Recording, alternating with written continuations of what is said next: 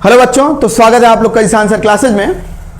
पिछले लेक्चर में हम लोग मेमोरी ग्लैंड और मेंस्ट्रुअल साइकिल पढ़े थे। तो अब हम लोग मेल गैमेट और फीमेल गैमेट का निर्माण कर चुके हैं। मेल गैमेट स्पर्म और फीमेल गैमेट ओवा। यहां पे हम लोग बात करेंगे फर्टिलाइजेशन की। फर्टिलाइजेशन बोले तो निषेचन। तो निषेचन कहते किसे हैं? Fusion of male and female gamete are called fertilisation. नर तथा मादा युग्मकों का संलयन ही क्या कहलाता है? निषेचन कहलाता है। अब यहां पे मेल गैमेट कौन? स्पर्म और फीमेल गैमेट ओवा का फ्यूजन ही क्या कहलाएगा? फर्टिलाइजेशन बोले तो निषेचन। तो निषेचन की प्रक्रिया कैसे होता है पहले वो देखते हैं, फिर उसके बाद हम लोग पॉइंट की बात करेंगे। तो ये स्ट्रक्चर देखने से पहले ना आप लोग इस यहां पे देखें, पहले ये केस देख लेंगे ना तो ये थोड़ा इजी हो जाएगा आपके लिए। तो जैसे स्पर्म है, हम लोग जानते हैं स्पर्म और सेमिनल प्लाज्मा दोनों संयुक्त रूप से सीमेन कहलाते हैं। दोनों को संयुक्त रूप से क्या बोला जाता है? सीमेन बोला जाता है। तो अब स्पर्म में क्या जल होता है जो स्पर्म को माध्यम प्रोवाइड करता है, मीडियम प्रोवाइड करता है स्पर्म को।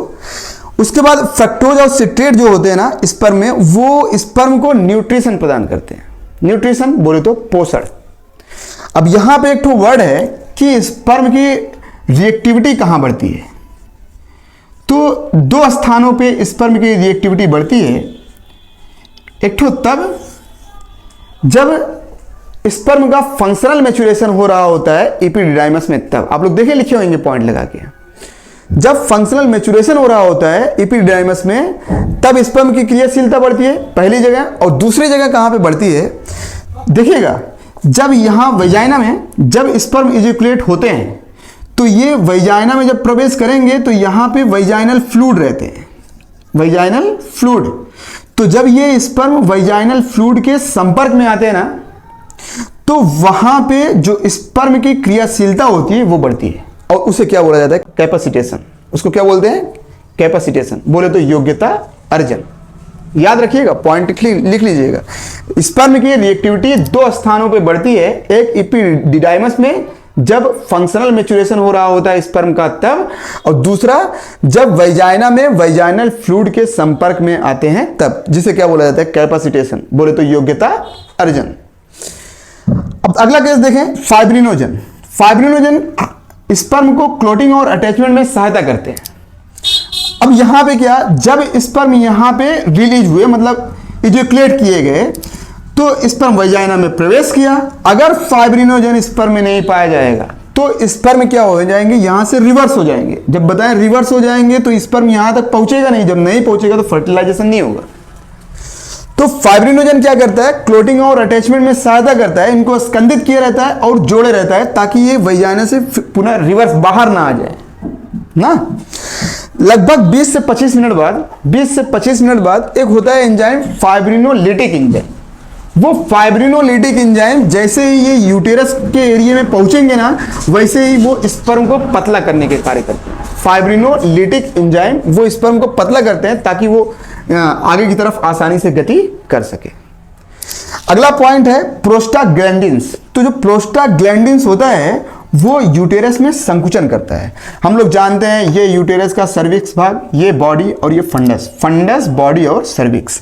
तो जो प्रोस्टाग्लैंडिन्स होता है वो यूटेरस में संकुचन करता है, कॉन्ट्रैक्शन। अब होएगा क्या? जैसे ये यूटेरस है तो यहां पे ना संकुचन होएगा। जब ये संकुचित होएगा तो ये स्पर्म का होएंगे आगे की तरफ तेजी से प्रवाहित होंगे।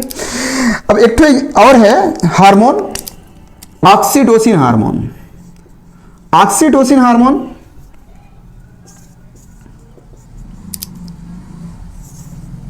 इसका बहुत केस हम लोग देखेंगे। ये पिट्यूटरी ग्लैंड के न्यूरोहाइपोफाइसिस भाग से स्रावित होता है। एंडोक्राइन में पढ़ेंगे इसके बारे में थोड़ा डिटेल में, न्यूरोहाइपोफाइसिस भाग।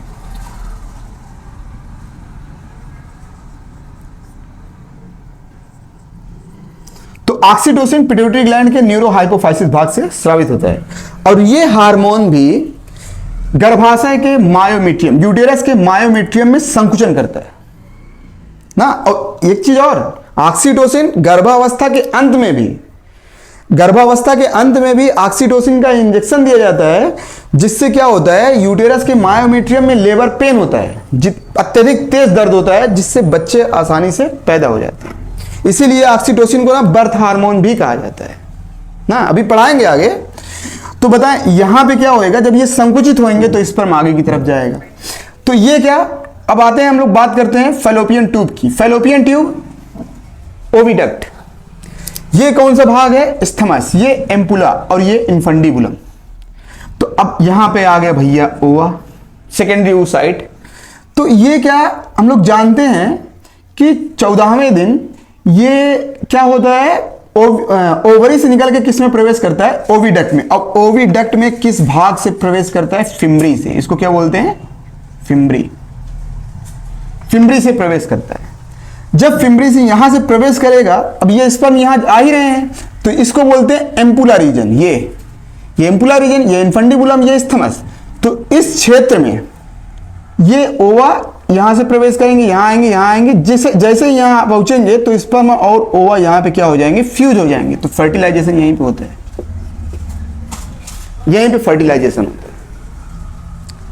क्लियर। तो देखिए दूसरा वाला केस, फर्टिलाइजेशन तभी हो सकता है जब स्पर्म और ओवा एक ही समय पर एम्पुला एरिया में पहुंच जाए। एम्पुला एरिया, ये एम्पुला एरिया ना, इस क्षेत्र में पहुंच जाए तभी फर्टिलाइजेशन होता है। अगला पॉइंट क्या, अधिकांश जंतुओं में स्पर्म का जो पूंछ होता है वो ओवा के अंदर प्रवेश नहीं करता, जबकि मैमल्स में, मैमल्स बोले तो स्तनधारी में, हम लोग मनुष्य हैं, हम लोग भी तो स्तनधारी ना, अधिकांश जंतुओं में स्पर्म की पूंछ ओवा में प्रवेश नहीं करता, जबकि मैमल्स में पूर्ण स्पर्म ओवा के अंदर प्रवेश कर जाता है। अगला पॉइंट क्या, जब स्पर्म ओवा में प्रवेश करता है तब ओवा कार्टिकल रिएक्शन करवाता है। अब ये कार्टिकल रिएक्शन क्या, कैल्शियम युक्त प्रक्रिया है जो ओवा के चारों ओर ना एक झिल्ली का निर्माण कर देता है, जिसे फर्टिलाइजेशन मेम्ब्रेन कहते हैं। तो देखें, जब स्पर्म ओवा में प्रवेश करता है तब ओवा कार्टिकल रिएक्शन करवाता है, जिससे फर्टिलाइजेशन मेम्ब्रेन का निर्माण होता है। अब ये फर्टिलाइजेशन मेम्ब्रेन क्या करेगा, अन्य शुक्राणुओं को ओवा के अंदर जाने से रोकेगा। बोले तो निषेचित झिल्ली। अब यहां पे फर्टिलाइजेशन मेम्ब्रेन नाम क्यों पड़ा, क्योंकि वो दूसरे स्पर्म को बता देगा भैया हम निषेचित हो चुके हैं, अब तो आपका काम नहीं हो सकता ना। तो जब स्पर्म ओवा में प्रवेश करता है तो ओवा कार्टिकल रिएक्शन करवाता है, जिससे फर्टिलाइजेशन मेम्ब्रेन का निर्माण होता है, और ये फर्टिलाइजेशन मेम्ब्रेन अन्य शुक्राणुओं को ओवा के अंदर जाने से रोकता है। अर्थात किसको रोकता है, पॉलीस्पर्मी को। कहने का अर्थ जो मनुष्य हैं वो क्या होते हैं, मोनोस्पर्मी। अभी ट्विंस की बात आएगा तो वहां पे हम बताएंगे, बाकी यहां पे क्या है, ये पॉलीस्पर्मी को रोकता है ना। अगला पॉइंट क्या, न्यूक्लियस और सेंट्रियोल। न्यूक्लियस और सेंट्रियोल को छोड़कर स्पर्म के जितने भी संरचना होते हैं सब ओवा के साइटोप्लाज्म में घुल जाते हैं, मतलब विलय जाते हैं, विलय हो जाते हैं। न्यूक्लियस और सेंट्रियोल को छोड़कर स्पर्म के सभी संरचना ओवा के साइटोप्लाज्म में घुल जाते हैं। स्पर्म का समीपस्थ सेंट्रियोल, समीपस्थ बोले तो प्रॉक्सिमल पार्ट, जो प्रॉक्सिमल सेंट्रियोल होता है वो 2 डॉटर सेंट्रियोल में विभाजित हो जाता है, जो विपरीत ध्रुवों पर चले जाते हैं और जाइगोट को क्लीवेज, अभी अगला पॉइंट हम लोग जाइगोट पढ़ेंगे, क्लीवेज पढ़ेंगे ना, और जाइगोट को क्लीवेज में भाग लेने के लिए स्पिंडल फाइबर का निर्माण प्रारंभ करते हैं ना।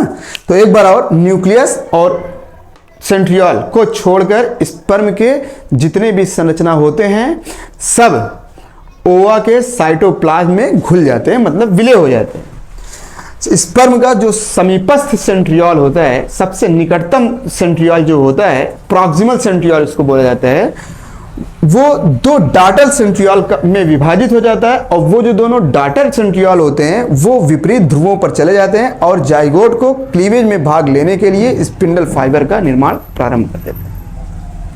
हम लोग बात करेंगे सिग्निफिकेंस ऑफ फर्टिलाइजेशन, फर्टिलाइजेशन के महत्व। सिग्निफिकेंस ऑफ फर्टिलाइजेशन, निषेचन के महत्व। तो निषेचन के महत्व में जो हम लोग पहला केस देखेंगे कि निषेचन से द्विगुणित अवस्था प्राप्त होता है। द्विगुणित अवस्था, डिप्लॉयड स्टेज 2n।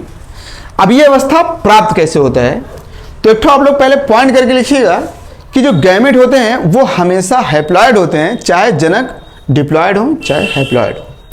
युग्मक हमेशा अगुणित होते हैं, चाहे जनक द्विगुणित हो चाहे अगुणित हो।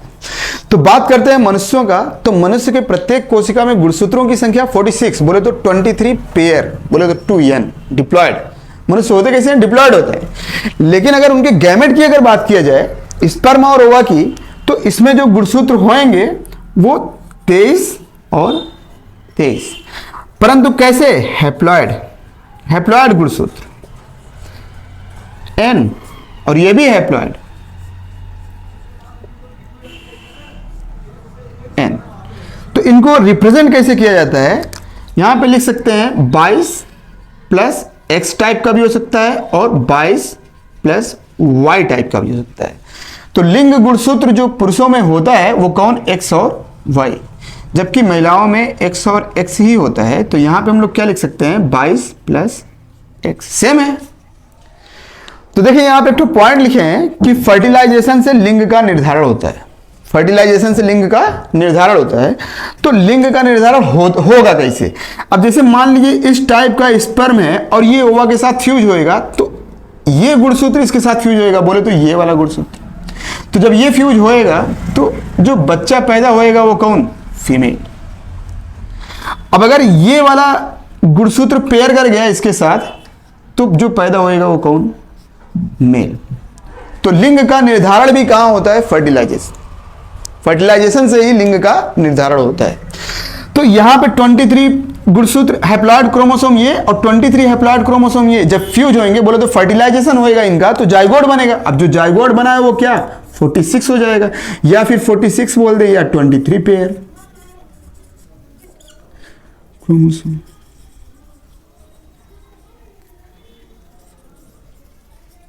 यहां पे क्या हो जाएगा? जाइगोट क्या होंगे? 2n ना। तो निषेचन से डिप्लॉयड स्टेज प्राप्त होता है और निषेचन से ही सेक्स का डिटर्मिनेशन, लिंग का निर्धारण होता है।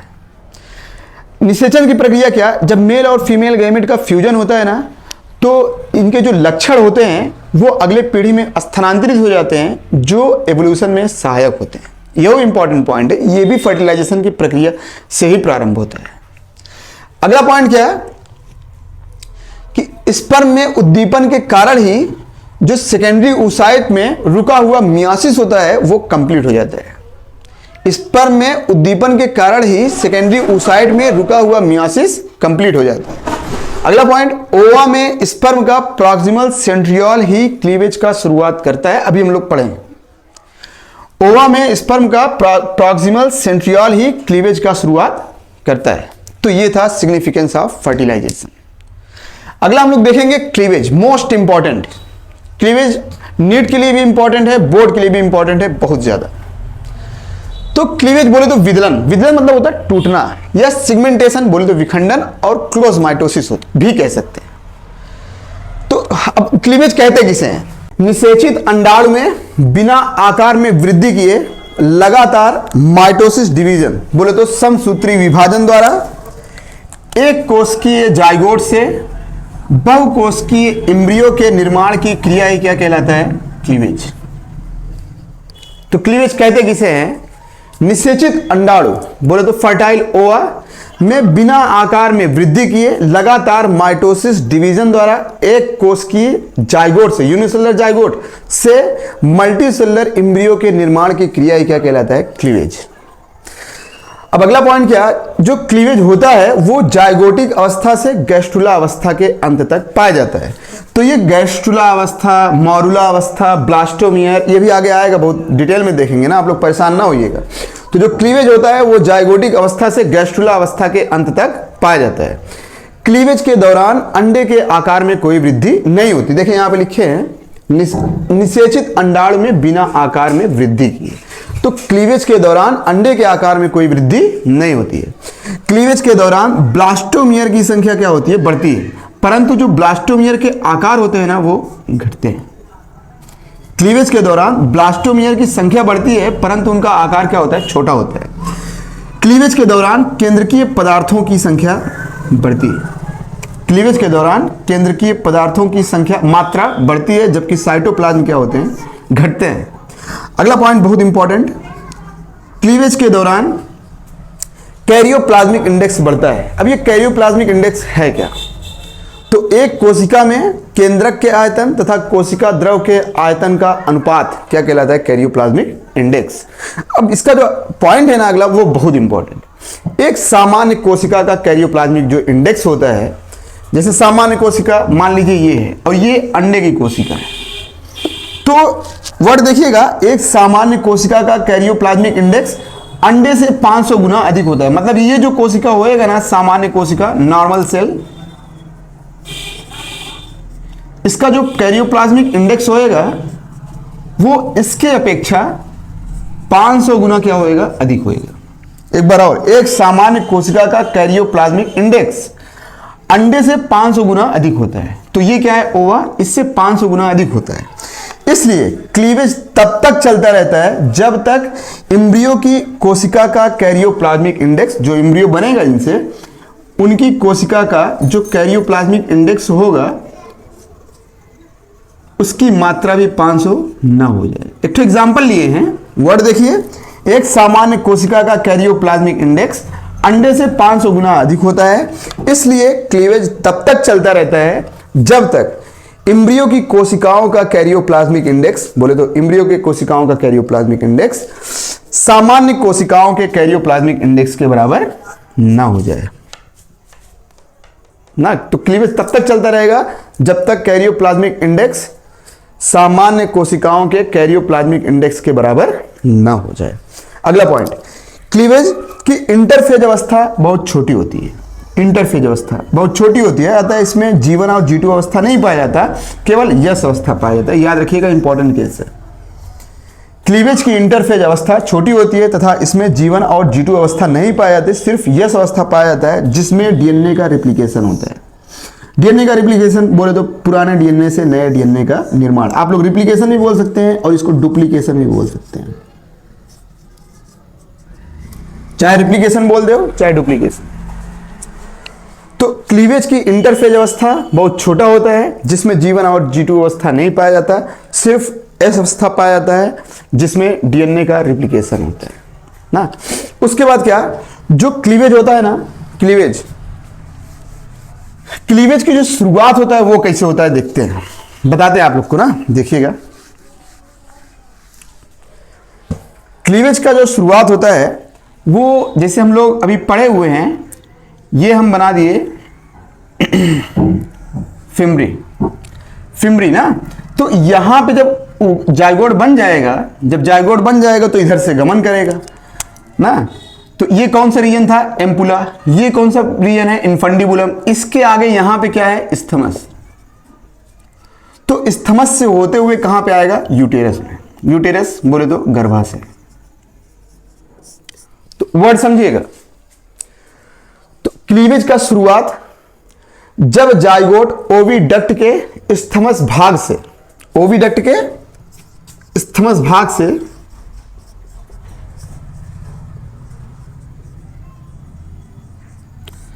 यूटेरस की ओर गति करता है, तब इसमें क्या होगा? माइटोसिस डिवीजन होगा, जिससे अब ये जाइगोट है, इसमें क्या हुआ? क्लीवेज। समझिएगा क्वेश्चन, क्लीवेज। अब इससे कितनी अवस्थाएं प्राप्त होंगे? 2। माइटोसिस डिवीजन हो रहा है ना, इससे कितनी अवस्था प्राप्त होंगे? 4। इससे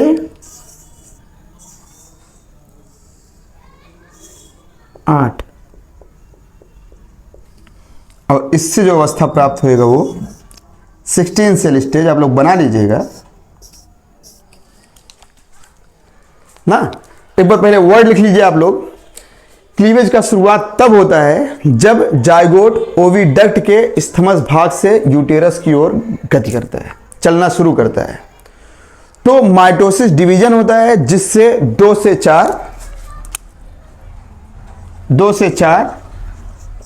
4 से 8 और 8 से 16 अवस्था प्राप्त होता है, जिसे ब्लास्टोमियर कहते हैं। ब्लास्टोमियर। तो ये जो देख रहे हैं आप लोग, ये सब क्या है? ब्लास्टोमियर ना। 2 से 4, 4 से 8, 8 से 16 कोशिकीय अवस्था पाया जाता है, जिसको क्या बोलते हैं? ब्लास्टोमियर। जबकि जो 8 से 16 अवस्था होता है उसको बोलते हैं मॉरुला स्टेज। क्या बोलते हैं? मॉरुला स्टेज ना। लास्ट पॉइंट है इसका क्लीवेज का कि क्लीवेज के दौरान ऑक्सीजन का उपयोग क्या होता है? बढ़ जाता है। अब हम लोग देखेंगे क्लासिफिकेशन ऑफ क्लीवेज, क्लीवेज का वर्गीकरण। Classification of cleavage.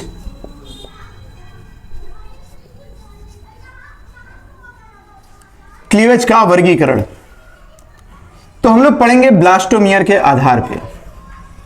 तो जो ब्लास्टोमियर के आधार पे क्लीवेज होते हैं वो दो प्रकार के। पहला है डिटर्मिनेट क्लीवेज।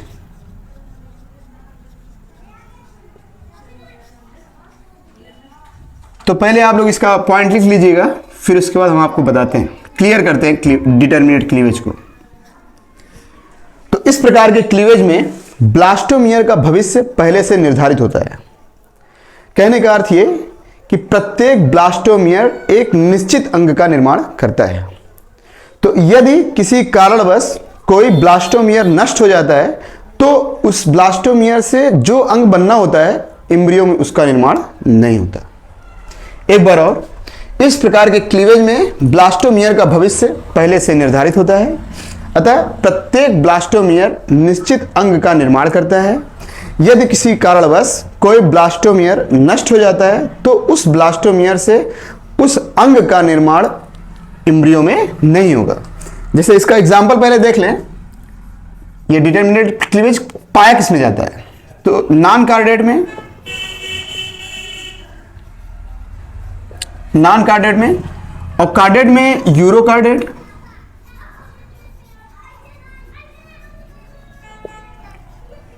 और एम्फीबिया, बोले तो उभयचर। एनिमल किंगडम में पढ़ाए हैं सर। तो इसका एग्जांपल, अब जैसे मान लीजिए जायगोट, ये जायगोट है, अब इसमें क्लीवेज हुआ तो दो कोष की अवस्था बनेगा, बोले तो ब्लास्टोमियर बने। अब दो से कितने बनेंगे? 4। तो ये जो 4 कोष की अवस्था बने हैं, अब मान लीजिए इस ब्लास्टोमियर का कोई कारण नष्ट हो गया, ये ब्लास्टोमियर, तो अब यहां पे जो भी होएगा, इसे मान लीजिए फ्रॉग है, ये फ्रॉग बना दिए हम, तो यहां पे क्या, इसका अगला पैर था और यहां पे क्या, पिछला पैर। तो बताएं, मान लीजिए इस ब्लास्टोमियर से इसके अग्रपाद का निर्माण होना था, तो अगर ये नष्ट हो जाएगा तो जो ये जंतु है ना उसमें भी उस अंग का निर्माण नहीं होगा ना। एक बार और, जो इसमें ब्लास्टोमियर होते हैं उनका भविष्य पहले से निर्धारित होता है। कहने का अर्थ ये कि जो ब्लास्टोमियर होते हैं वो एक निश्चित अंग का निर्माण करते हैं। कहने का मतलब क्या, ये ब्लास्टोमियर अगर इसका निर्माण करता है तो कोई कारणवश अगर ये नष्ट हो गया तो उसके एम्ब्रियो में, मतलब भ्रूण में जो अंग का निर्माण इससे होना था वो अंग का निर्माण नहीं होगा। इसको बोलते हैं डिटर्मिनेट क्लीवेज। दूसरा हम लोग देखेंगे, क्लियर हुआ होगा आप लोग को, दूसरा देखेंगे इनडिटर्मिनेट क्लीवेज। इंपॉर्टेंट है।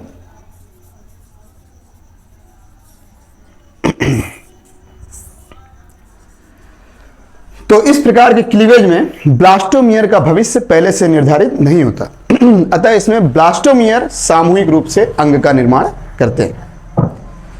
तो इसमें अगर कोई कारणवश प्रारंभिक अवस्था में ब्लास्टोमियर नष्ट भी हो जाता है तो जो अंग का निर्माण होना रहता है उसका निर्माण अन्य ब्लास्टोमियर कर देते हैं। जिसे कहने का अर्थ क्या, पहले तो इसका एग्जांपल देख लें इनडिटर्मिनेट का। कार्डेट, ज्यादातर कार्डेट, बोले तो आप लोग सिर्फ क्या बोलते हैं, एम्फीबिया और यूरोकार्डेटा को अगर छोड़ दें तो सभी कार्डेट में इनडिटर्मिनेट क्लीवेज पाया जाता है ना। अब कार्डेट में हम लोग भी आते हैं, तो हम लोग में भी इनडिटर्मिनेट क्लीवेज। इस प्रकार के क्लीवेज में ब्लास्टोमियर का भविष्य पहले से निर्धारित नहीं होता, अर्थात ब्लास्टोमियर जो होते हैं सामूहिक रूप से मिलकर अंग का निर्माण करते हैं। अगर कोई ब्लास्टोमियर नष्ट भी हो जाता है तो उसके स्थान पर अन्य ब्लास्टोमियर उस अंग का निर्माण कर देते हैं। कहने का अर्थ जैसे जायगोट है, अब ये जायगोट में क्लीवेज हुआ, 2 कोष की अवस्था प्राप्त हुई, फिर से क्लीवेज हुआ, 4 कोष की अवस्था प्राप्त हुआ। अब मान लीजिए यहां पे ये ब्लास्टोमियर नष्ट हो गया, तो होना क्या चाहिए, जैसे यहां पे देखिए फॉरलिन इसका नहीं बनेगा अगर ये नष्ट हो जाएगा। अब यहां पे क्या होएगा, तो हम यहां बना देते हैं मानो ही। देखिए बनाना बनाना हमें आता नहीं, बस भौकाल मार देते हैं थोड़ा सा।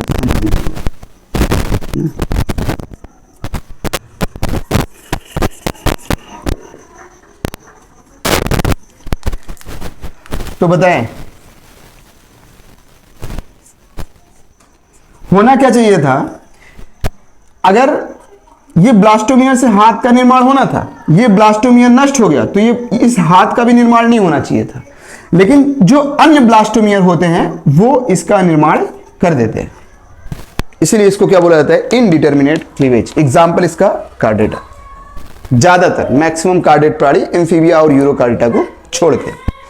अब एक दो केस हम आपको बताते हैं ट्विंस के, जैसे मान लीजिए ये जाइगोट है, अब जाइगोट बना, मतलब क्या बोलते हैं स्पर्म और ओवा फ्यूज हुए तो जाइगोट बना। अब जाइगोट में क्या प्रारंभ हुआ, क्लीवेज। जब ये क्लीवेज हुआ तो दो कोष की अवस्था बने, लेकिन अगले ही स्टेप पे क्या हुए, दोनों ब्लास्टोमियर क्या हुए, पृथक हो गए, ये दोनों ब्लास्टोमियर पृथक हो गए। तो अब इसमें पुनः क्लीवेज प्रारंभ हुआ। जब क्लीवेज प्रारंभ हुआ तो क्या दोनों अलग हो गए ना,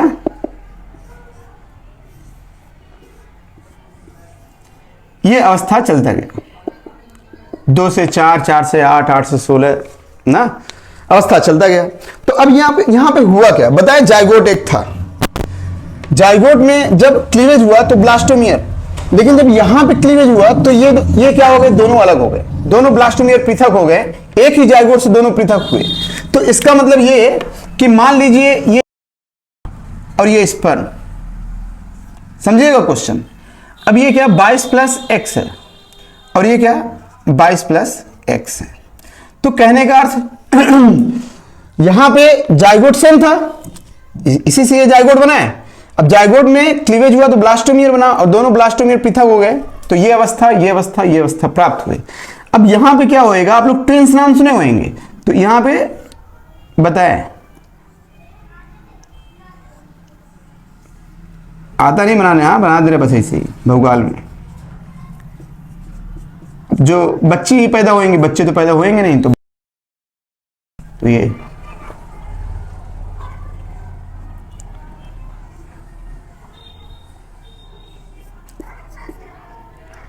भैया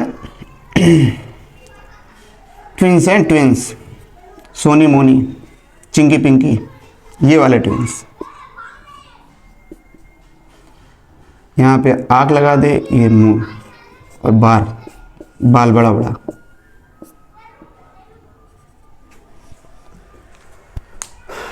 तो जो दोनों बच्चे पैदा होंगी वो क्या होंगी, ट्विंस होंगी, मोनोजाइगोटिक ट्विंस। ऐसे ट्विंस को क्या बोला जाता है, मोनोजाइगोटिक ट्विंस, या इसको बोलते हैं आइडेंटिकल ट्विंस।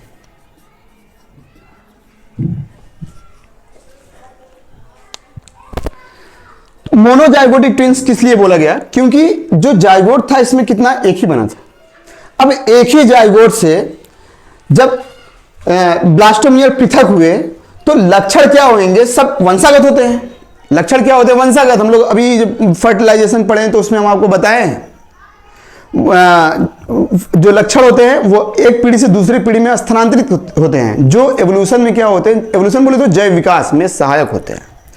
तो यहां से लक्षण क्या होंगे, वंशागत होंगे। अब बताएं जाइगोट में जिस प्रकार का लक्षण होएगा उसी प्रकार का लक्षण इसमें भी आएंगे। अब ये जो दोनों पृथक होंगे ब्लास्टोमियर, दोनों का लक्षण जैसा होगा सेम। आप लोग देखते होंगे जो ट्विंस बच्चे पैदा होते होंगे, जुड़वा बच्चे, वो एक दूसरे के बिल्कुल समान होते हैं, इसीलिए उनके लिए शब्द का उपयोग किया जाता है आइडेंटिकल ट्विंस ना। एक ही जाइगोट से अगर बनेंगे तो उनके कैरेक्टर सेम होंगे ना। अब यहां पे क्या, जो अगला हम लोग देखेंगे ट्विंस में,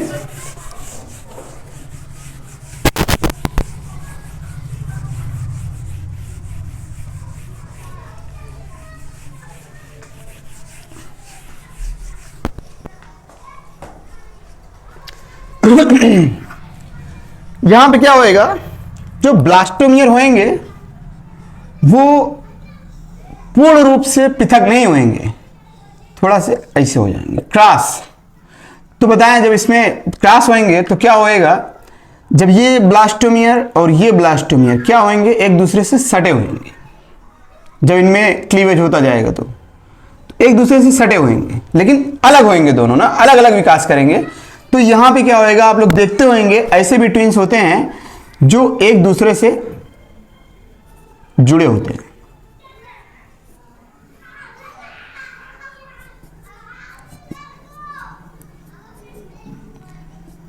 कोई हिस्सा उनका जुड़ा रहता है, आप देखते होंगे सर भी जुटा रहता है। तो ये अब यहां पे क्या जैसे मान लीजिए ये जायगोट है, अगर इस जायगोट का निर्माण ये स्पर्म और ओवा का फ्यूजन होएगा जिसमें 22 प्लस वाई है और ये क्या 22 प्लस एक्स है, तो इनका जब फ्यूजन होएगा तो ये कैसे होंगे, लड़के पैदा होंगे। तो ये केस ना मोनोजाइगोटिक ट्विंस जो भी हम बताए हैं उसमें भी हो सकता है, और ये इसको बोलते हैं सियामेज ट्विंस। ये भी आइडेंटिकल होते हैं लेकिन ये एक दूसरे से अलग नहीं होते, जुटे रहते हैं। सियामेज पूर्ण रूप से ब्लास्टोमियर अलग नहीं होते इसमें, सियामेज ट्विंस, या इसको बोलते हैं यूनाइटेड ट्विंस, यूनाइटेड ट्विंस। ये भी मोनोजाइगोटिक ट्विंस होते हैं, एक ही जाइगोट्स हुए रहते हैं। अब यहां पे बात करते हैं डाइजाइगोटिक ट्विंस की। जैसे मान लीजिए ये ओवा है, ये ओवा, अब इसमें एक ही समय पे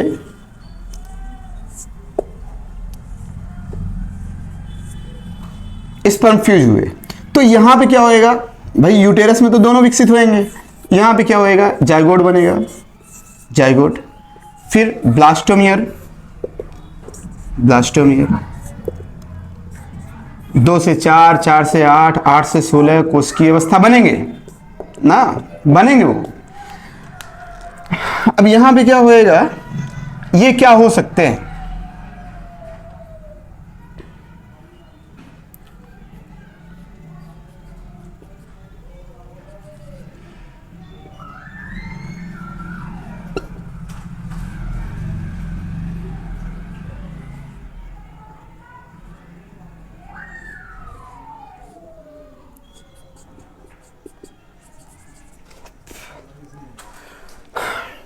तो इस प्रकार के ट्विंस में क्या होता है, दोनों मेल भी हो सकते हैं, दोनों फीमेल भी हो सकते हैं, या मेल और फीमेल दोनों हो सकते हैं। क्योंकि देखें होता क्या है, यहां पे ये स्पर्म और ये स्पर्म दोनों अलग है। अब ये 22 प्लस एक्स होएगा तो बच्ची पैदा, ये 22 प्लस वाई होएगा तो बच्चा पैदा होएगा ना। अब ये 22 प्लस एक्स हुआ, ये भी 22 प्लस एक्स हुआ, तो दोनों बच्चे पैदा होंगे। ये 22 प्लस वाई, ये 22 प्लस वाई, तो दोनों बच्चे पैदा होंगे ना, दोनों लड़के ही पैदा होंगे ना। तो इसको बोलते हैं। अब बताएं जाइगोट इसमें कितने बन रहे हैं, 2। इस यहां पे जो हम लोग पढ़े हैं इसमें जाइगोट कितने बने, 1। यहां पे जाइगोट कितने बन रहे हैं, 2। स्पर्म कितने भाग ले रहे हैं, 2। वहां पे स्पर्म कितने भाग ले रहे थे, 1। तो ये जो ट्विंस होंगे इनको बोला जाता है डाइजाइगोटिक ट्विंस। ये आइडेंटिकल नहीं होते डाइजाइगोटिक ट्विंस। तो आप लोग अगर जैसे कभी ऐसा देख रहे हैं कि एक ठो लड़की और एक ठो लड़का पैदा हो रहा है जुड़वा में, तो वो मोनोजाइगोटिक नहीं, वो मोनोजाइगोटिक में या तो दोनों लड़की होंगे या तो दोनों लड़के होंगे। डाइजाइगोटिक ट्विंस में दोनों लड़के भी हो सकते हैं, दोनों लड़की भी हो सकती हैं, एक लड़का और एक लड़की भी हो सकती है। दोनों के कैरेक्टर अलग अलग रहेंगे ना, ये स्पर्म दोनों अलग है ना। तो ये क्लीवेज, अच्छा 1-2 पॉइंट था लिख लीजिएगा। क्लीवेज के दौरान कैरियोप्लाज्मिक इंडेक्स जो होता है वो बढ़ता जाता है, और क्लीवेज के दौरान क्या होता है, जो विकासशील एम्ब्रियो होते हैं वो गैस्ट्रुला अवस्था तक उनके आकार में कोई परिवर्तन नहीं होता। तो अगला हम लोग जो देखेंगे वो स्टेजेस ऑफ एम्ब्रियोनिक डेवलपमेंट, भ्रूणीय विकास की अवस्था। तो अगले लेक्चर में देखेंगे। आप लोग चैनल को शेयर एंड सब्सक्राइब करें।